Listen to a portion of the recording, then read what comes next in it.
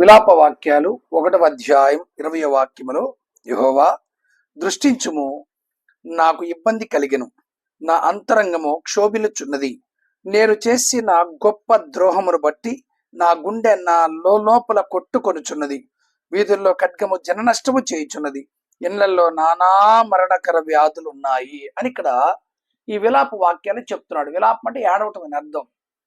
ఈయన చెప్పే మాట ఏంటంటే, ప్రతి ఇండ్లలో నానా విధమైనటువంటి మరణకరమైనటువంటి వ్యాధులు ఉన్నాయి అంటున్నాడు. నేను అడిగే ప్రశ్న ఏంటంటే, జబ్బు లేని ఇల్లు ఏదైనా ఉందా అని ఎవరినైనా అడిగితే అందరికీ జబ్బులు ఉన్నాయి. నేను ఒకరిని అడిగా, మీకు ఏమైనా వ్యాధులు ఉన్నాయంటే, నాకు అసలు ఏ వ్యాధి లేదు అని ఉంది. కానీ ఆ వ్యక్తికి ఒక గర్వం ఉంది. గర్వం కూడా ఒక వ్యాధి కదా. గర్వించే కదా వాడికి పైనుంచి కింద పడిపోయాడు. గర్వం కూడా ఒక వ్యాధేనండి. గర్వం కూడా ఒక వ్యాధి. కనుక ఏ ఒక్కరిని అడిగినా గుండె జబ్బని, కాలు జబ్బని, కిడ్నీ జబ్బని, హార్ట్ జబ్బని, లివర్ జబ్బని, ఐ జబ్బని, లేకపోతే డెంటల్ సమస్యని, ఇయర్ సమస్యని, ఐ సమస్యని, హెయిర్ సమస్యని, ఏదో ఒక జబ్బు మానవుని పట్టి పీడిస్తానే ఉంది. అందుకే మరణకరమైనటువంటి వ్యాధులు ఇండ్లల్లో నానా రకాలైనటువంటి వ్యాధులు ఉన్నాయి. యేసుక్రీస్తు స్వస్థపరచగలిగిన వాడని బైబిల్ చెప్తుంది. నిన్ను స్వస్థపరిచే దేవుడు నేనే. నా గాయముల ద్వారా మీరు స్వస్థత నొందితిరి. రోగక్షేమల మీద యెహోవా వారిని ఆదుకొనును. రోగము కలగ యెహోవా వారిని బాగు చేయని దేవుని వాక్యం చెప్తుంది.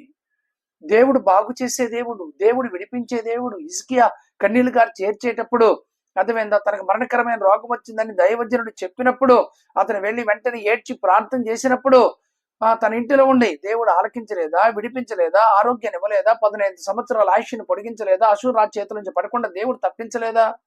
దేవుడు బాగు చేయగలిగిన దేవుడు, ఆయుష్ పొడిగించగలిగిన దేవుడు. నా వల్ల నీకు దీర్ఘాయువు కలుగును, నువ్వు జీవించే సంవత్సరాలు నీకు అధికమవుతాయని సామెతల గ్రంథం 9వ అధ్యాయంలో ప్రభు చెప్పలేదా? చెప్తానే ఉన్నాడు.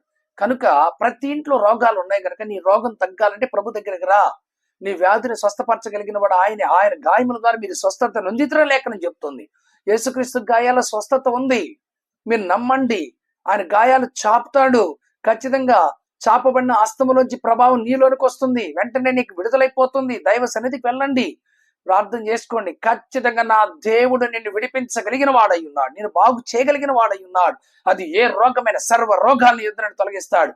షుగర్ అయినా, బీపీ అయినా, థైరాయిడ్, ఎయిడ్స్, ఎన్ని డిసీజ్ ఏదైనా సరే ప్రతి దాని నుంచి దేవుడు విడిపించగలిగిన దేవుడు, బాగు చేయగలిగిన దేవుడు, స్వస్థపరచగలిగిన దేవుడు, యందు ప్రేమ కలిగిన దేవుడు. ఒక్కసారి ఆయన వైపు తిరగగలవా? చేతులు చాపగలవా? యేసు నన్ను బాగు చేయి అని చెప్పగలవా? చెప్తే నీకు వెంటనే ఆయన చేయగలిగిన దేవుడు. ఆమెన్.